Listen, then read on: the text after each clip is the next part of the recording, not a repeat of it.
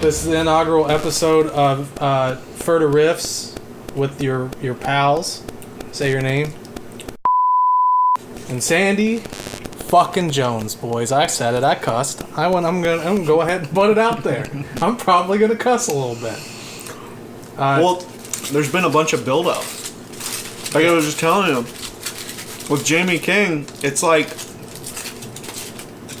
he's an absolute fucking unit, but at the same time, he's America's sweetheart. So, like, when you're talking to the guy, it's like talking to your dad when you're 14. You're just trying not to cuss. The man just commands respect. I appreciate it. It's awesome. It's a great dude. So what my buddy here is neglecting to mention is this episode is our inaugural episode, and we're talking about Glass Casket, Desperate Man's Diary. And we're eating Chipotle right now to celebrate how we just had a really good conversation with Jamie King, our first guest. I'm pretty stoked about that, and you will be hearing that when we move into that quadrant of the episode. But right now we're just going to eat these burritos and talk about how badass that album was. And I'm going to go ahead and I want to paint you a picture real quick while you go ahead and scarf down a couple more bites there. I want to paint you a picture where it's like right around Halloween. It's a bunch of dick bags in a car, like a shitty Corolla, just sweating to the oldies, you know, hotboxing, if you will. And we're like, I can't think of exactly where it is, but there's this abandoned bridge. And by abandoned, I mean, like, there's no cars can get to it. They've got it, like, because it's fallen in and shit. But it's supposed to be haunted, because there's, like, a tunnel, and it's supposed to be haunted. So we were sitting down there one night, you know, in the dark with the lights off going, I don't see shit. But in the background, the intro, the first track to Desperate Man's Diary starts playing. And I'm like, what is this? This shit's wild. And they were like, oh, it's the new Glass Casket. And I was like, no fucking way. And then as soon as it creeps into that second track with the arpeggios, I actually got creeped out. And yeah, that album single-handedly changed my life at that moment. And if you listen to anything heavy that me and this motherfucker have ever done, you will hear some Glass Casket influence, because they managed to bring the balance of like a black metal type vibe, a metalcore type vibe, and slam death metal. Yeah, as well as like a melodic death metal, because the chord structures and the melodies that they were able to achieve in that, and they did in the first album too, but the second album really had it. They really drove it in. The second album was dialed. See, what I got from the second album was like, and between both of them, We're Gathered Here Today and Desperate Man's Diaries. Is it Desperate Man's Diary or The Desperate Man's Diary? Desperate Man's Diary. Oh. Fuck me, right? Yeah, well. They're doing a thing what I like to call the proto-deathcore era. There you go, phone. And what I mean by that is, like, there's a certain era where it's like, there's bands like Despised Icon and Job for a Cowboy and Animosity and obviously Glass Casket, but Glass Casket was one of those bands that always got kind of shadowed by BTBAM and Jamie King himself. And everything back then was so experimental. And what I mean by that is, like, I feel like all the bands they wore all their influences on their sleeves. So, like, he was talking, you hear, like, all these different elements to it. And what I got from both the albums was a lot of slam death metal riffs. Definitely could tell that the guys from early Between the Buried and Me are in this band. You can hear their type of riffs.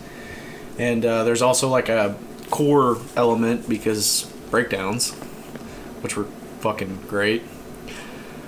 Tag out. I need to take a couple bites here, buddy. I'm glad to finally know what guitar tones were used on it. And I forgot to ask about it, but I regret that now. But I was going to ask if Dusty was the fellow that played the guitar solos only. Because all the guitar solos have that Dusty wearing vibe, where it almost sounds like a synth. Like his guitar solos, tone-wise, and the way he plays, it's so smooth. It sounds like a synth almost, like a Moog with like one of those pitch benders. But I forgot to ask that. But way she goes. This episode it is our inaugural episode, and I was thinking about, as we were having that conversation, the concern of like, are we going to pigeonhole ourselves in any specific thing by doing this? You know, and I realized pretty quickly that every episode's going to be so vastly different that I think there may be something for everybody. Oh yeah. Because this episode is pretty hardcore for the nerds, like the recording nerds, such as myself. I think you'll enjoy it because I knew going into this, because I've been a Facebook friend with Jamie King for so long that I kind of already knew that the man is a gear slut and loves to talk shop. So I knew that once we got into a good conversation, there'd be a lot of gear talk. So if you're curious about gear talk or hearing what may have potentially been used on stuff, then you're probably going to encounter that more than just this episode. But this one in particular, it's chock fucking full, bud. Yeah, pretty stoked on it. Before we jump into that, you want to tell anybody what you got going on, what you're excited about there, bud? What I have going on personally, working on a music project of my own. I've written most of it with the help of this guy. I'll be doing all the vocals on it. A lot of it's really done. Just fine-tuning everything, getting it ready to go. Things that I'm stoked on. I actually forgot about this. I was going to sneak it in and do a run-in right at the end, but I completely forgot until just now. 3 things you're stoked on. 3 things I'm stoked on. And I'm going to do this every episode. I'm going to try and do it at like the end of the episode, but we're going to do it right now. 3 things that I'm super stoked on right now. We're going to do this every episode. And it doesn't have to be music related or anything. 1, I'm really stoked on this Chipotle burrito. Oh my god, right? Whew, buddy. They knocked halfway through that podcast, and the whole time I was sitting there just sweating. Like, man, that thing's out there getting cold. What if someone steals it? Oh god, no.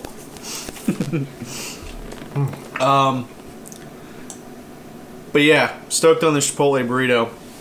2, something I've really been stoked on lately. Organic pear juice. Dude, anyway I can get it into me, I don't care. If there was a camera for this right now, you would have seen a face of confusion and concern. My man's worried about organic pear juice all of a sudden. I don't fucking getting old. That's how you know you're getting old, bud. Well, yeah. See, here's the thing. My kid really likes apple juice. We were at the store. I was like, let's try something new. I saw organic pear juice. And it's like, let's give that a shot. We got home. I took a drink of it, and I was like, well, better luck next time, kiddo. And I drank the whole thing right there. A whole jug of it. Just right there. I've had like 4 jugs of it since then. Like if you just cut a hole in the top of my head and just go ahead and dump it in there, we just eliminate a lot of this drinking nonsense. Get it in there. I don't care. Mm-hmm. 3rd thing, I'm gonna put over another podcast. The Mosh Zone podcast. It's a good one. You should probably check it out. I'm not going to tell you what it's about. Just check it out, and then you'll know. Sandy Jones, 3 things you're super stoked on? Well, I'll go ahead and plug some shit while I'm here. Well, I can't really, I guess. Because if I plug shit, it's just going to date the fuck out of this. And I don't know when we're releasing this, so... I'm just going to go with 3 things. Number 1, I'm stoked on all the videos I've gotten to do this year. And I'm talking about 2020, because, once again, I don't know when the fuck... We haven't planned a release schedule yet. As of recording this, I just did an Until the Dead Walk video 2 Sunday Drives videos. We're waiting to release an Avanti video. And plenty of other shit. Did you really just put a bunch of sando on my floor there, bud? I stepped on one of those. One of those beans. Jesus, Murphy. It just got wrecked. Just hair and beans on my fucking desk right now. Jesus, Murphy. Number 2, I'm stoked on this. This is the best Chipotle burrito I've had in about 10 years. They've been rough lately. They've been real rough lately. Good evening, bud. I've been like, what the shit, guys? I'm telling you, Jamie King carries that fucking magic, man. The guy commands excellence. And number 3, I'm stoked that I just have one more wedding to film this year. Because I'm ready for a fucking vacation. And by vacation, I mean I'm not going to do jack shit but lay on the couch. And not make money. Which is kind of not an exciting vacation. Because it sucks to not make money. But I'm tired. Baby, I'm tired. Baby, I'm tired. I'm wore out. I think that's all I got.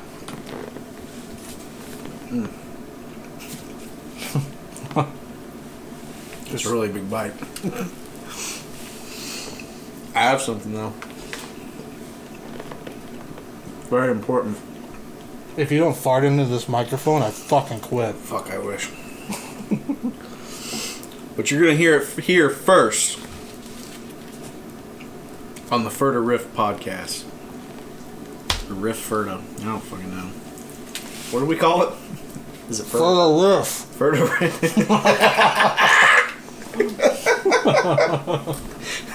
Damn it. And with that being said, at one point in this podcast, Jamie King talks about fat dudes in basements, and I'm like, motherfucker, you're in the right place. Here's the interview with Jamie King now. How you doing, bud? Hey, how's it going? Can you hear me? Yes, sir. Can you hear us? Yeah, I gotcha. Say something. Hey, What's up? how's it going? Doing good, man. Sitting here doing some editing. I heard you were dicking with Between the Buried and Me right now. That's awesome. Oh yeah. We just wrapped with some drum tracking and just doing the production editing on that. That's necessary before we start tracking guitars and stuff. So it's moving right along. I hope that someone's getting footage of every time Blake yells a cuss word when he missed a shot. Did you guys ever hear those outtakes that we had from the 1 year record? Yeah. Yeah, we got. It. Yeah, it's too funny. Yeah, like there's a lot more than it's been released. A lot of stuff's too offensive to release to the public, but of course. But yeah, we got a few fun ones from this one, but nothing compared to the last one or whatever. But I remember from I think it was from Alaska or somewhere around there when there was like when somebody was doing prank phone calls and stuff. I remember some of those like short little like behind the scenes videos. Dude, there's so much stuff. Yeah, I mean, I don't know what all they've released and what they haven't or whatever, but yeah, we have a lot of fun when we do the records. Oh yeah, it seems like there's a vibe from North Carolina as a whole, especially with bands, that it's just a lot more laid back and fun. We're just a bunch of rednecks.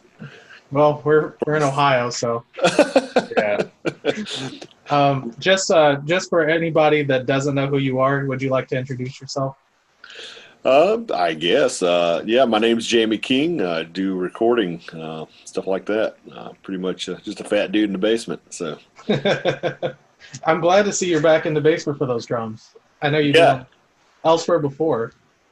Yeah. Well, for the last couple of records, there's a large cat in my. Hello, buddy. I love cats. That will happen. Yeah. He's like, you're not important. I am. True cat fashion. No, but yeah, the last couple of records, 2, 3, we actually tracked the drums at the Auditorium. Mainly just to get the room, and plus they have awesome, ADDA converters over there and stuff like that. but yeah, just do. I mean, I think there's just a convenience element to tracking here. Blake lives just right up the road, and I got a whole new rig with the new Pro Tools IO, so I've got some premium conversion happening here now also, and Jens Bogren's been doing the mixes for BTBAM, and he'll be doing this one as well. And yeah, we just noticed he wasn't using a whole lot of the room in the mic anyway. And, obviously the large rooms cost a good bit of money, even though Fidelity is very reasonable in the price, it's still, we're talking $500 a day there, or something like that. And here it's pretty much free. So, so there's that element. And, since it wasn't playing an integral part of the sound, we just decided we'll just make it easy for the COVID element and for the travel convenience aspect, and just track it here. I'm sure Jens can figure something out with the convolution reverbs and maybe some drum samples if need be. Or those new slate verbs are pretty good too. So it's amazing. Yeah, I mean, with technology nowadays, I mean, really, like I said, I mean, I've done a lot, most of my records here in my basement, and it's it's not a large room at all, and but it is professionally treated, and I shot the room for frequencies and standing waves and that stuff, and so it's not, there's no negativity to the environment. It's just not a super live environment. But with my personal records and mixes, I tend to use convolution reverbs and or some sample blending or whatever of room samples to augment the drums. And to me, I've honestly had better result working with drums that are tracked in a more, I guess, controlled environment and than the other way around. Sometimes when they're tracked in a super live environment, they tend to get a little trashy and washy in the cymbals and stuff like that. And with progressive styles of music like Between the Buried and Me and tech metal and stuff of that nature, you really need the cymbal definition. It gives you the option after the fact, whereas with a room you're kind of like locked into that sound. So if someone has a change of heart, you're kind of like, well, it's a little late for that, bud. Yeah, exactly. Well, yeah, I mean, there's been times that I've received files for mixing, and then they tracked it's not like the live room sounded bad. It would sound great. It would sound huge, but it was like, well, this room really doesn't even suit the project. Mm-hmm. So I would end up using a convolution reverb anyway, to kind of tailor the environment sound of the drums to the project. Sometimes even Between the Buried and Me, they go through so many different styles within one record that you need almost a different environment for different parts. Even if they're if we're doing a jazz section, we want this to feel like you're in a jazz club. Well, okay, the large studio room reverb doesn't make sense. The natural room sound doesn't make sense in context of we're in a small jazz room. So a lot of that stuff actually goes on with Between the Buried and Me. There's no one environment that suits everything. It's like the guitar tones change, so the drum tones change as well. So I was going to say, if you want to take us back to 2006, which is like, that was a pretty good era. It's pretty good. It's a great era. I'm not sure exactly when Desperate Man's Diary was recorded, because, release dates and all that, but just kind of give us a brief synopsis of what kind of that experience was like for that. Oh, you're talking about the Glass Casket record? Yeah. Yeah, absolutely. Yeah. Well, that was, of course, the second Glass Casket record that I recorded. And I've been recording those guys. Obviously Dusty and Blake are in Between the Buried and Me now. But I recorded those guys when they were kids. And some of their first, I think their first bands, the first recordings. And that Glass Casket record was actually one of the last records that was tracked at my parents' basement, my original basement. Which was basically just, it's, I guess you guys have basements there, right, or no? Yeah. I know some people are like, a basement, what is that? It's like, so I try to explain, but basically it's just, under the house, there's concrete flooring in most of the basements, and concrete walls, unless they're finished out with some sort of flooring and wall treatment. But yeah, my parents' basement was literally just a basement. It had a garage door for car. My dad originally built it for to work on his cars under the house, kind of thing. And but it happened to be the house is over 100 years old, and since the basement was added after the fact, there was a lot of odd angle walls in the basement. had concrete floor, concrete walls, and then the ceiling was the exposed floor joists and stuff. So we had the exposed insulation. So it wasn't like a nice looking environment, but those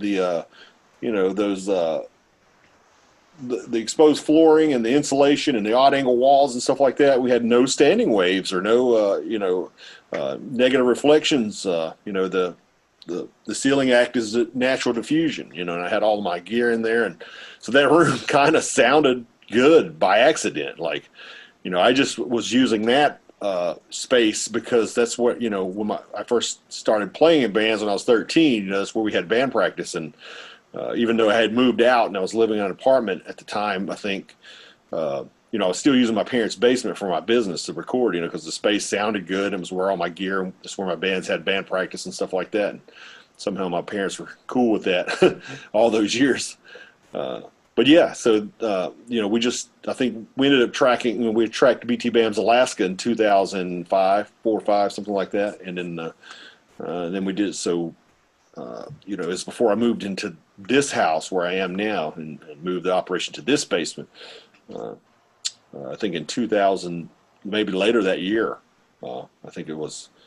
But yeah, we just literally like in all the, like this record and the records previous, a large portion of it was done like kind of live style. Like you had the drums on a drum riser, which I used to have for my band practice. There's a small drum riser, and then the amps were in the same room with the drums. We just pushed the amps. The guitar and bass amp was pushed forward of the drums, so they were firing out away from the drums. So no, the amps weren't firing towards the drums, but literally the bass, rhythm guitar, and drums were tracked all at the same time, which is not like a traditional studio experience. Most for metal and rock, modern productions, Yeah. it's rare that everybody's just jamming in the same room, but that's how we did it. We did that, there was no, there's no quantizing of the drums and a lot of the modern production treatments and things. Like we did none of that. It was just like they played it. And I want to say I did some sample blending on that record, like the kicks. They wanted more of a kind of like, there was a couple references they gave me as far as metal production, and they had like samples. So we ended up doing some sample blending for the kicks and stuff like that, just to give it consistent, aggressive kick sound. But other than that, it's just the guys in the room tracking, and then I know they overdubbed some leads. We may have overdubbed tracked guitars. I can't remember specifically. But of course, we did the vocals separate. We didn't do the vocals live on, in the same room. But we did the vocals separate. But yeah, I remember on that record we did a fun thing. We ran the bass, like he had his Ampeg rig, and we had Dusty's 5150 with some Marshall cabinets, and we actually ran the bass through the guitar rig as well as the bass rig, which at that time was kind of like, I didn't realize that a lot of people were doing that. I thought I was being all innovative or something, doing this, and I'd heard distorted bass, but I didn't realize people were running bass through guitar rigs, as and bi-amping and such. But apparently that had been going on for decades. So. That's amazing. But I remember it was a fun. We got a cool bass tone on that record, and what always struck me with that record was the intro with where it's just the clean guitar as it follows into the second track into the just the crazy ass arpeggios. I remember the first time I heard that, I was just like, I've never heard anything that sounds like this. It's terrifying. Yeah, it's a great record. It's very, the whole project Glass Casket, it's kind of flew under the radar with most people, as far as, they, obviously they weren't able to really, Blake and Dusty were busy with BTBAM, so they weren't able to really promote that record and such. And I don't think the label put a lot behind it because they knew, Blake and Dusty were busy with Between the Buried and Me as well, and they were Between the Buried and Me was blowing up at that moment. So, it was just kind of like, hey, we owe the label another record, let's do it. And so that, came to be. And obviously, Adam, the vocals, he went on to Wretched and some other projects, doing some significant things in other areas. But yeah, like I said, the stuff is amazing. There's actually, I've actually not too long ago, I loaded all the session files, and kind of worked up a quick remix of everything with the more modern punchy tones, cleaned up a few things. And it's not, the remixes aren't done, but yeah, the first two albums do exist. I know I've sent it to the guys or whatever to jam on, just kind of a starting template to a remix. I'm hoping that we'll actually be able to do that. The things could sound extra brutal now, Oh yeah. and cleaner, of course. I seen you post about it, and I like completely freaked out because I was like, man, that would sound nuts. It sounds killer. And it's just amazing because, we're still, obviously with most of the remixes I'm doing lately, like I'm not changing the performances or doing any of this stuff. It's basically just, I've got gear and knowledge that I didn't have then. So we were actually able to realize more of the mix that we were originally going for with the new gear and knowledge. So basically it's just a, new interpretation. I know a lot of people fall in love with the original versions. It's hard to hear it any other way. But there's a new generation that kind of is accustomed to a certain level of production, less raw type sound, and a lot of times they won't even give new material time of day if it doesn't have that certain level of, fidelity. I think that's what's rad about like Kurt Ballou and people like that are bringing back that kind of style. Like with Code Orange, those first few albums, like you could really hear the guitar cabinet through that mix. Yeah. I personally love, there's a certain level, obviously it needs to sound professional. You need to be able to hear everything clearly, but, I personally like a record to sound like the band, I think it should, it's like whatever the band sounds like live. Ultimately, especially now more than ever, that's the product. There's no money to be made on recordings hardly. So, the majority of the money to be made is the live performance. And, I think, the record should, basically be the audio business card of, for what the band, sounds like live. You go to see the band, you're expecting to see, to hear it performed at least somewhat similar to what you hear on the record. There was a whole decade, maybe 2 decades in there where production was going too far. Everybody's using pre-processed drum samples and, all your guitar plugins and whatnot, and with the same presets, and every band was sounding the same. You go see them live, and they sound absolutely nothing like the record because the record was edited to the point where they just can't sound that way, or just don't. Using gear that they would never, they don't use live, or I just think, to me, it's kind of irresponsible. I understand there's a different product, and the labels, of course, they only care about what's going to sell. But I think for the the longevity of the band, it's, I think part of like Between the Buried and Me success has been the fact you go see them live and they're amazing performers. They sound like the record. We captured in that way. We set the things up. The record's, obviously, we're doing a studio produced product. So there's some idealization that happens in the fact that, we track each part separate to get the absolute best tones and takes. And, we do some pocketing of instrumentation to make sure everything's nice and tight and, clean and stuff like that beyond what you can achieve live. But overall, it still has that live vibe. There's a performance in there, that's not being completely, edited out of the record, so. But yeah, like I said, all those older records I did, including the Glass Casket, it's got that, you can feel it. There's a certain feel when people are performing. There's this, I know a lot of people, they'll hear a record and they can't put their finger on what is different about it, but they know something is different about it. They feel it and respond to it more so. You listen to an old Pantera record, there's editing involved, but you can, something about, if you really analyze it, that there's tempo fluctuations and all kinds of stuff that if they had gone through and quantized all that stuff would be out of there. But that's part of why that breakdown kicks ass or whatever. When it happens, it's like it speeds up a little bit or it slows down a little bit. And, a lot of bands they're like, hey, set the click track and we'll play to that. And then you've got this, and edit and quantize it to that and then tune it hard to this. And then you've got this super sterilized, almost emotionless thing. And for certain styles of music that kind of makes sense and it works for the the aesthetic you're going for or whatever. But I think for most bands, it's like especially with metal, there's a certain anger, there's a certain energy certain aggression that you want to come through, and just, when humans get angry, we're not, there's an explosion that happens, there's Yeah, it's non-linear. Exactly. Absolutely. That's the word I'm looking for. But but yeah, and so that's in those old recordings, especially, and usually, even when I'm doing modern productions now, I try to be mindful of that, and try to, even if we're doing, tracking things to click track, there's good reasons to use this technology and these production processes, but you can do it responsibly and have it be still, have that performance element, integrated into what you're doing, production wise. I was gonna ask, with Desperate Man's Diary and We Are Gathered Here Today, was most of that material wrote before going into the studio?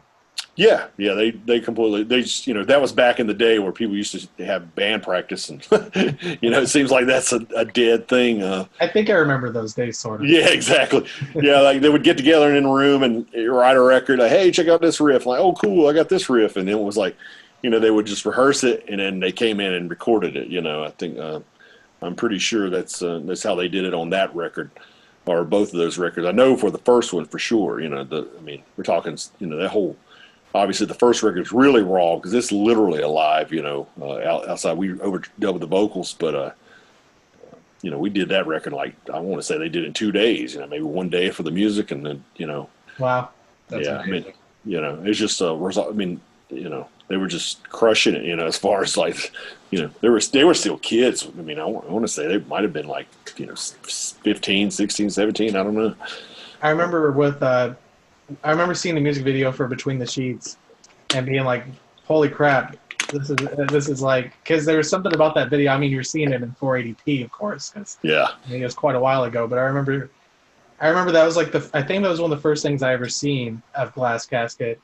And I remember the whole like singing chorus, and it just being the lyrics, a chorus with no melody. And I wonder what that conversation was like. Yeah, that was, pretty genius. But yeah, I don't know. I don't know how relevant that was to the lyrics of the song, even, or the subject matter. I know, Adam's got a very troubled past with family and suicide and depression and Crohn's disease, all kinds of health issues and things like that. He's come out. He's an amazing, form right now. It seems like his new project. I just did a kind of a Carolina doom style project called Holy Roller. I just recorded that not too long ago. Really raw and kind of doomy, rocky. I don't even know what kind of music it would be. I guess Gojira meets High on Fire. Yeah, I think it's out. Yeah, it's called Holy Roller. But yeah, it's really cool. Yeah, he's doing like some singing vocals, but they're kind of like heavy singing. Definitely. That's what I love about those albums, especially, is that you can tell that the people that wrote that, specifically in vocals, like, that was not okay.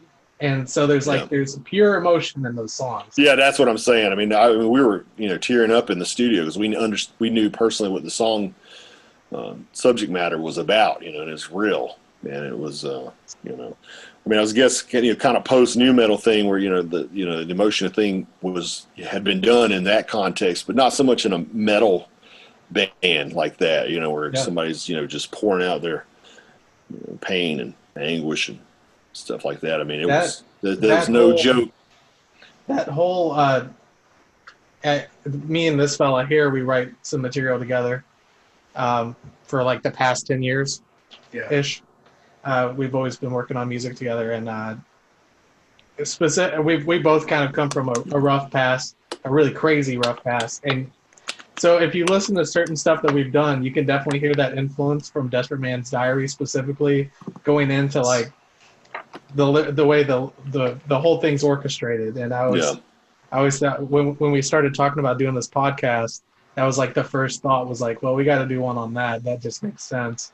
Yeah. And, I'm glad you guys are, because they deserve the recognition, and there's been talks. The guys keep saying they're going to do a new one. It's just a matter of getting time to do that, I was thinking for sure it would happen during this, pandemic, just because, the extra time that they'll get. But then you've got, people are expecting babies and all kinds of other, Right. real world stuff. Paul's trying to run his business, and so it's the writing for BTBAM's gotten jumbled up, and studio time got pushed up, and all this. So I don't know if they've been able to find time for the the new Glass Casket record. I know there's material. It's just a matter of them putting it together and actually doing it. It will happen. I'm pretty confident. It's just a matter of. Like I said in the message I sent you, I'm not that far from North Carolina, and I will bring down all kinds of tasty cinema cameras and go to town on that. Just help me with gas and a sandwich every now and then. I don't give a shit about the rest. That would be totally worth it. Oh, I'm sure they would love it. Super cool guys, all of them. You got any questions there, bud? So you said that on Desperate Band Diaries, you guys were using a 5150. Was that the only album, or was that the only amp, or did you have it blended with something else? Yeah, it's just Dusty's first, same amp. His first amp his dad bought, and I actually own it now. I got it voodoo modded later. And we used it on the last BTBAM record, and but yeah, that amp just sounds killer, But yeah, I think it was just that we did, like I said, we ran it through a Marshall cabinet, which gave it a little different tonality. You usually hear those things through Mesa cabs. The B30s and Mesas are voiced a little different, So the Marshalls, I think the Marshall I had, it was a Marshall vintage, but it was a vintage high watt cab, so it had a little more ratty sound to it. A little fuzzier, maybe, just a little less clean, less polished sounding than would have sounded through a Mesa cab. I don't know. I think Dusty had the original 5150 cab, maybe, or something like that. Well, no, this was I think he had the Mesa cab. Yeah, I think he had the Mesa cab because he was playing Mesa with BTBAM at the time. His dual rack mount dual rectifier. But yeah, but is that because it's the same amp we used on the first record, and like I said, I think first record we used it in my Marshall cabinet as well. And but yeah, and then the bass was the Ampeg rig with the Marshall. I think we used the Marshall JCM 900 through the Marshall cab or something. To kind of give it, the bass a little natural grind and the kind of distorted sound. Heck yeah. You got anything else there, bud? Yeah. So this is more of a question just for you. I know you've done all the the new metal stuff, your old band. How do you feel about some of the newer metalcore bands coming up that are starting to do like the new metal thing again? Oh, I embrace it, wholeheartedly. I mean, at this point, anything with guitars in it, I'm completely supportive, because the trajectory has not been looking good in terms of especially in the in the pop market. Like the whole use of guitars in modern music seems to be dying away. You saw the Guitar Center just filing Chapter 11. I mean, just less people are buying guitars, and that's a scary thing for me. My business, revolves around recording distorted guitars. So but like I said, I know what goes around comes around. I never expected like the cheesier new metal stuff to really come back around. Like the band I was in, we kind of reluctantly went that route just because we wanted to make it in music. But I grew up on progressive music and thrash and early death metal, stuff like that. My guitar player was a shredder from the Yngwie guys, and Jason Becker, all that type of stuff. We wanted to do real metal, but at that moment you couldn't do real metal. There was zero market for it. So we're like, well, this band Deftones and Korn and Incubus and a few other bands. We're like, hey, they're doing kind of like a heavier thing. It's kind of progressive in some elements, and it's kind of melodic or whatever. At least it's got like distorted, crunchy guitars and stuff. So maybe we should do that. And because we wanted to make a living playing music, and and it almost worked. My old band almost did a deal with when 9/11 happened. We were in a third month of negotiation with MCA, and the 9/11 thing kind of messed up our deal. but yeah, I mean, we negotiated with every major label and stuff like that. I mean, it was like we did the right exact style of music at the right time to garner attention, you know. And but yeah, so I mean, I don't. It's I think it's the novelty thing now. You know, like a couple years back, everybody's doing the old thrash stuff, and you got new bands doing old school thrash, new bands doing the old school power metal, all that stuff. I mean, it goes in waves.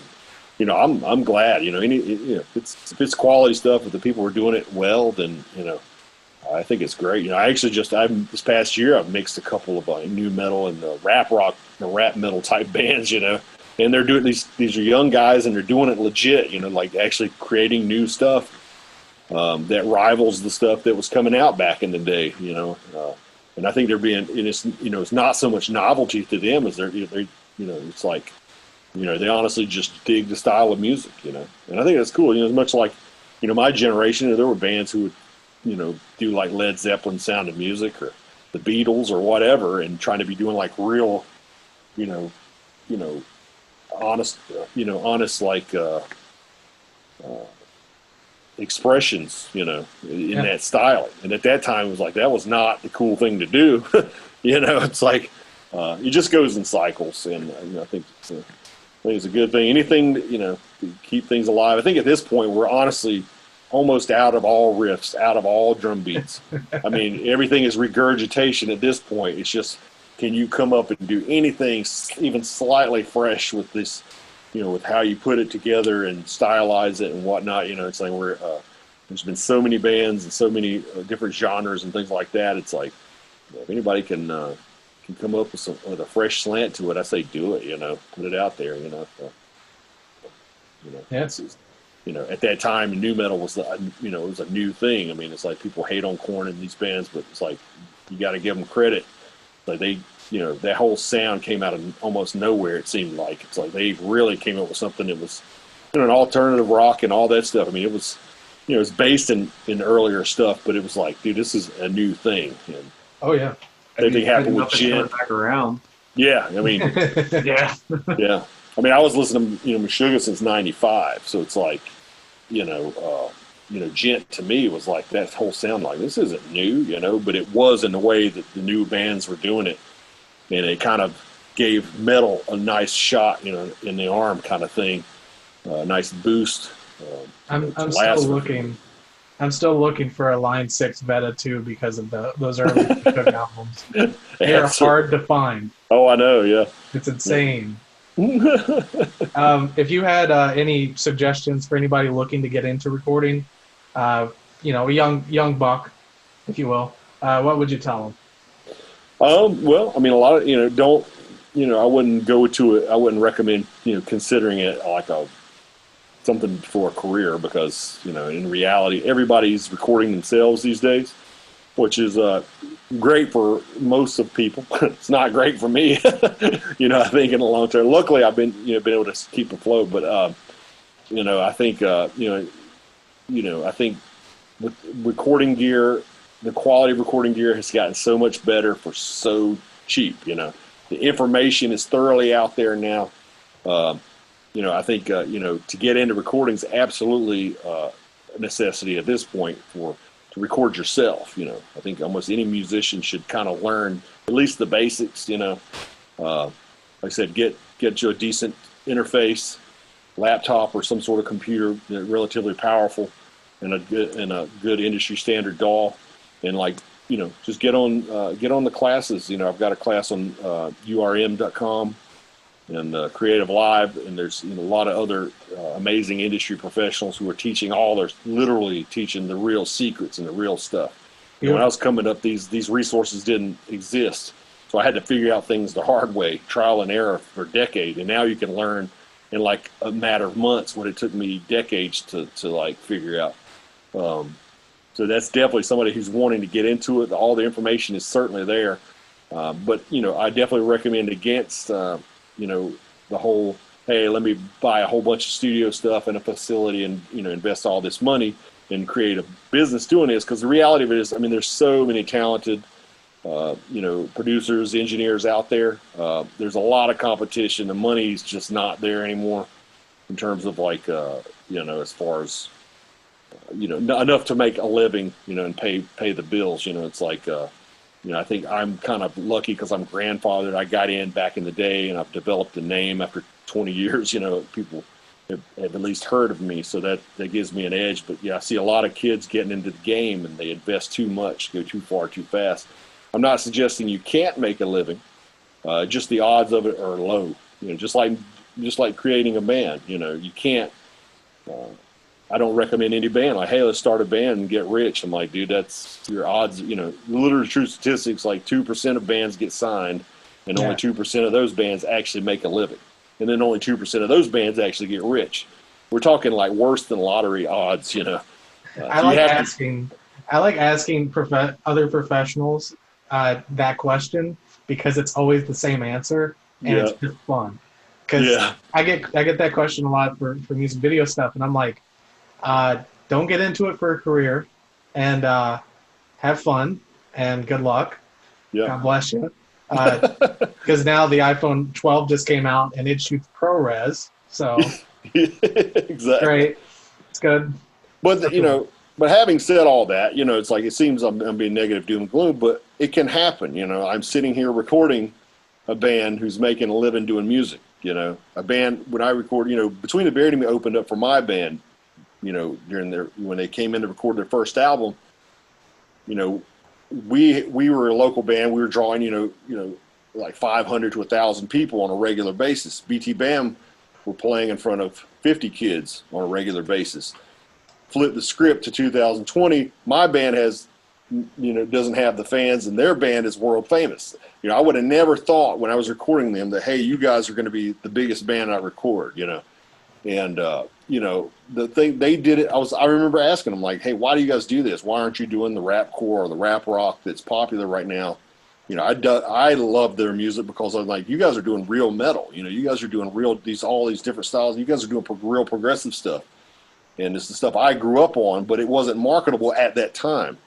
But partially they're lucky because the times changed with them, but also they helped usher in these new times of progressive and extreme metal and progressive music and whatever. But and it's I would have never predicted that.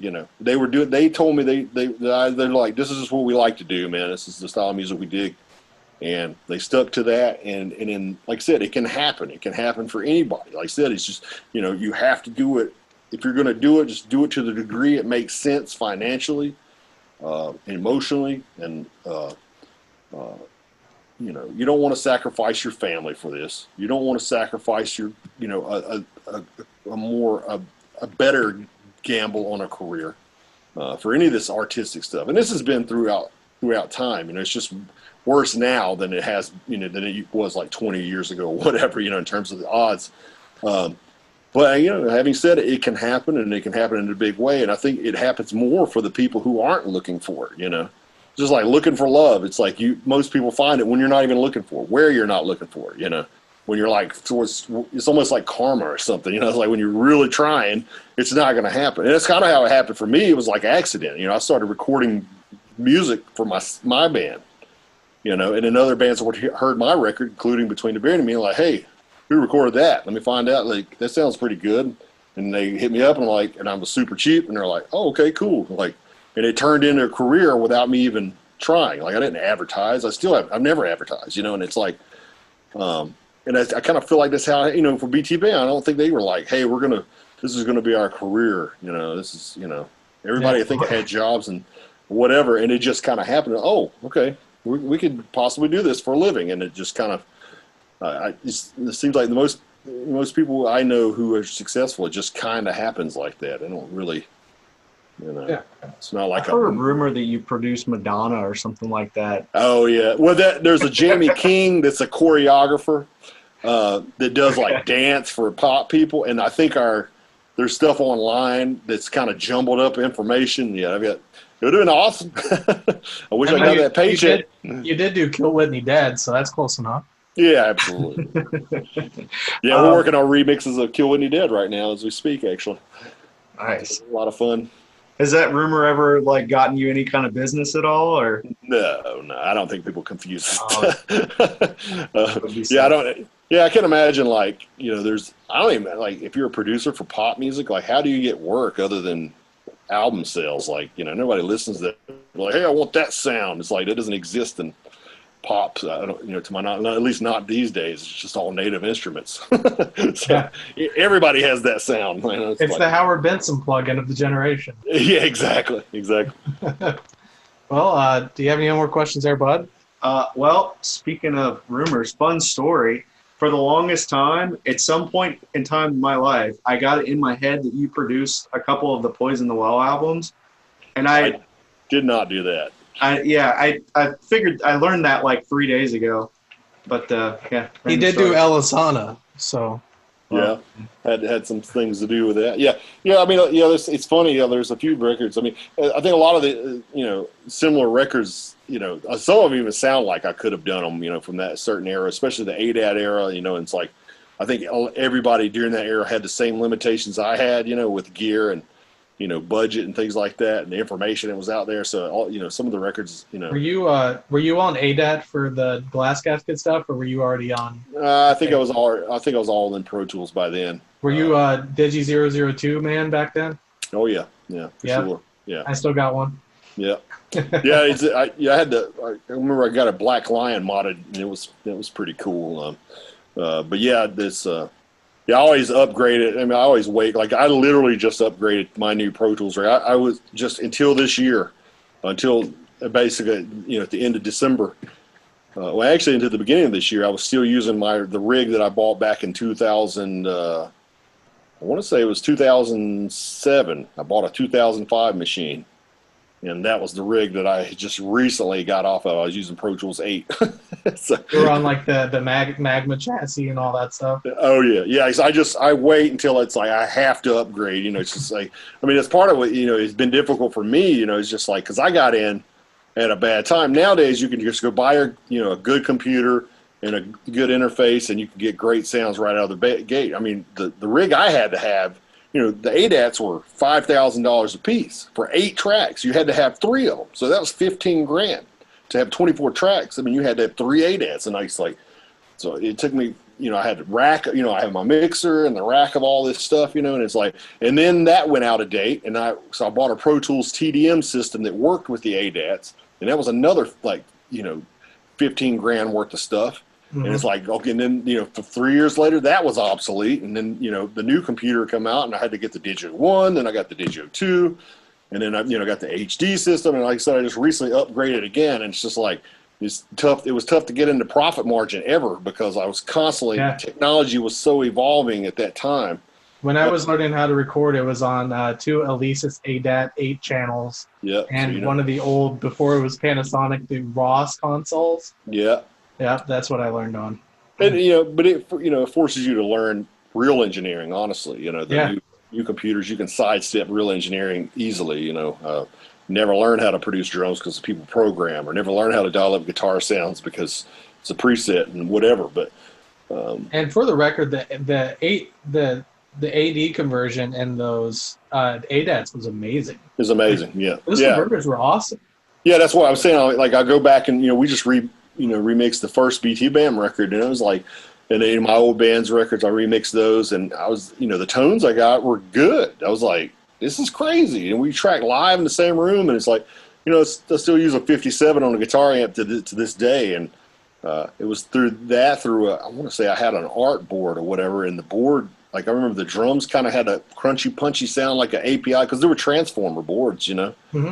They were noisy, but it was like, they had a good character. It could kind of analog character. This the board that I was using at the time, even though it was cheap. But yeah, the ADATs, they were really, you're paid a lot of money, when you bought them new or whatever. But they actually really did sound good. It's definitely better. I remember like the Digio 1 sounded pretty good, and then the original Digio 2, the Digio 3 sounded pretty bad. They were like purposely making stuff sound worse, trying to force people to upgrade to HD. And the double 3R and stuff. Yeah, and I know people work for Avid, and I know this to be fact. Same thing like, with Apple does with their phone. Like, hey, this dude's got a 5-year-old phone. Let's slow it down to where he just doesn't want to deal with it and buy a new phone. It's like this forced obsolescence stuff that these companies do. But yeah, there's But at first they weren't doing that. They said the Digio 1 came out and they had really good Focusrite design preamps and things. And then the Digio 2 was like a downgrade. Of course, I got mine upgraded with Blackline, but and the Digio 3 was just pretty bad, pretty like bland and boxy sounding kind of on purpose. Yeah. Luckily, those days are kind of over. If unless you want to buy some Behringer stuff, it's really cheap. But I've got a Focusrite, the Claret stuff sounds just as good as anything out there. It's like I've been eyeballing the Claret Pre's. Yeah, they're amazing. They're clean. They don't have the analog flavor, but if you just want good, clean, it's just they don't nice clarity, nice open sound. I think someone one time used the term clinical, and I was like, yeah that's it. So, sometimes you want that. I often, like I said, a lot of times, certain, tracking some, keyboard or something, you don't want any coloration, and, guitar tones sometimes sound better, tighter for sure, without the splat of a transformer or two added to the sound, So it just depends on what style of music you're doing, what you're going for, but they're definitely useful, definitely still sound professional, and you can always add the transformer tube saturation on the back end, so. Yeah. Good buddy, is there anything you want to plug before we roll out of here? I can't think of anything. Like I said, I've got, it's JamieKingAudio.com. If anybody's interested in the classes, all my links are there. If you're interested in booking, mastering, I do a lot of mastering, mixing, mastering, mainly what I do these days. I'm using real deal stuff, and it's only $5 per minute of audio. So it's, I think I still feel like I'm one of the, like I said, a lot of people think you can use these online services, the automated mastering things, and it's not mastering unless a human hears it. SoundCloud has it now, and I'm just like, no. Yeah, I've tried it out, and I was just interested in is this actually going to really master it? Because this is going to put me out of business. I heard it, and I was like, no, it's not. Yeah, if you want to clip all low frequencies, it's great. Yeah, it's just. Yeah, it gets you more in the ballpark, I guess you could say. But yeah, it's not gonna replace them. And there's some of the emulators are close, but I've got the real manly, tube comp and EQ and all that stuff, and it's just something you put it through that stuff, and it just brings it to life. And so whether you master with me or whether you mix with me or whoever, I'd still recommend to those out there. I'm like, give it a shot to professional and see what especially since there's affordable options out there. Try it with the real thing, and you'll see. It's just like, oh, that's what was missing, kind of thing. They'll get it one day. One day they'll have it, and they'll wipe us all out. It'll be an auto write your song, auto mix. They're making gimbals that move on their own digitally for videos now. So I'm getting there. Yeah, it's gonna be. As soon as we get it figured out, they'll eliminate our jobs. That's it's coming. It's been good though. Just like that's American way, It's been a good run. Yeah. Just as long as I can be in a good place for transition to get a real job. Yeah, I think about that often. Well, you got anything there, bud? Couple fun things real quick. One of the big things with this podcast is like influences. What's influenced you musically? What got you started? What could even be what got you started into recording or anything? Is there like a specific album? Because for me, there was like a point in time where I was like, holy shit, this is the thing. This is awesome. I remember being a kid, and my parents had me really young, and I remember hearing Metallica's Black Album, and I was just like very, very young, and being like, this is amazing. This is it was the first time I paid attention to music. And some people out there have that like specific moment in time where they're like, yep, this is it. This is cool. Yeah. Is there a specific album for you? It's hard to say. As far as specific album, certainly, Metallica, of course, I'm older than you, obviously obviously I got in Metallica during the, like Injustice for All, Master of Puppets era. But as far as, I got into music, even as young, my dad played guitar and my uncle played some drums, and they used to jam together. So just watching them got me into music. Of course, I was like 3 or 4. My mom's got an audio recording of me playing drums. Somehow I'd watched my uncle, and I was able to put a drum beat to my dad's guitar stuff just by watching it, like 4 years old. So it's obviously kind of runs. It's in the blood. It's like we're kind of born into it as far as into music. But yeah, and as far as production, like I said, I don't know. Yeah, I mean the Black Album sounded amazing. I remember that. I think a lot of it for me, like I started into recording out of necessity because like I said, I said earlier, like I started playing music when I was like 13. With other musicians and stuff, and I wanted to be able to record myself, and I used the boom box. And I found myself, I didn't realize what I was doing was mixing. Like I would set the boombox behind the drums and I would move the guitar amp closer or further away, turn things up, trying to get a balance coming in level wise, and this is at 13, 14 years old, and it was, I was literally already like paying attention to the tones and like how to tune my drums to get the sounds that I was hearing. I didn't know anything about mixing boards and multi-tracking and stuff like that. But yeah, as I get into the band stuff and realized how music was put together, and then I realized how, recording was done. I mean, I want to say when I really started considering production was like Dream Theater's Images and Words. Yes. Obviously, the Terry Date stuff, Vulgar Display of Power was just like amazingly clean to me. Things like that or whatever. I really started just really paying attention and focusing to the tones and, separation and stuff like that. It's the stuff that sounded amazing to me. It's like how does it sound like that, and what amps are they using and stuff like that. And that stuff was really that information was not out there back in the day. There was no internet. You could just not at all. You just watch the band live and assume, oh, that's the amp they're using in the studio. And oftentimes, as we know now, that's absolutely not the case. They're usually playing whatever they're endorsed with, and in the studio could be using a totally different thing. And obviously the mics and the preamps and the gear that they're using to record that stuff affects the sound dramatically too, oftentimes. Even if they do use that stuff. So, but yeah, I remember, I would say probably those records.